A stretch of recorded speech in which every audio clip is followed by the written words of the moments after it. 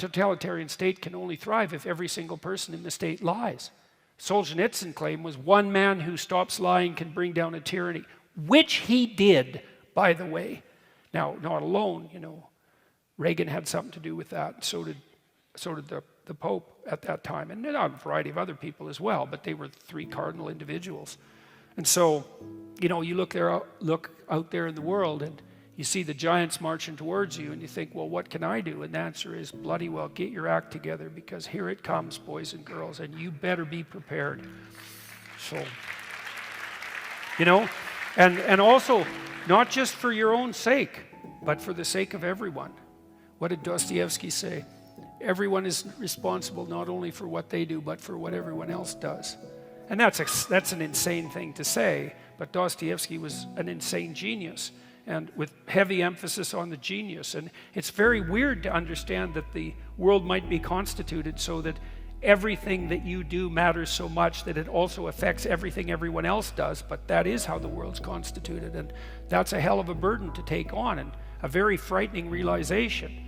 It's enough to make you psychotic if it comes upon you unawares. People who become manic, they get some sense of the potential of their reach, but it comes upon them involuntarily and it just destroys them. It's just, they're too close to God. That's a good way of thinking about it. They've flown too close to the sun. Sun's still there and you need it. You can definitely fly too close to it, but you're still stuck with the responsibility. And that's a very daunting thought.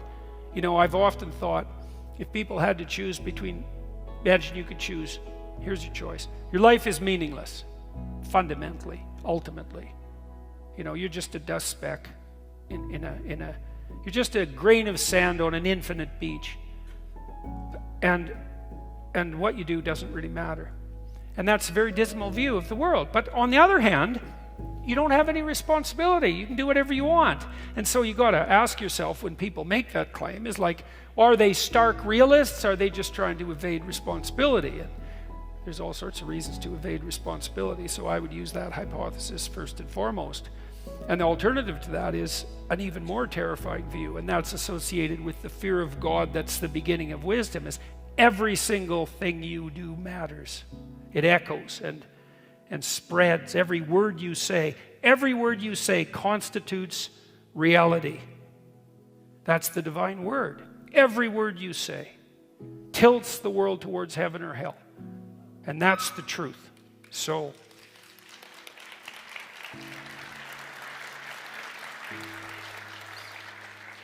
be careful what you say, right?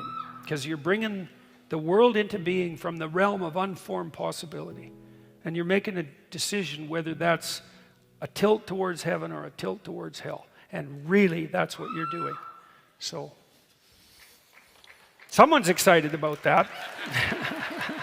Hopefully someone who's aiming upward.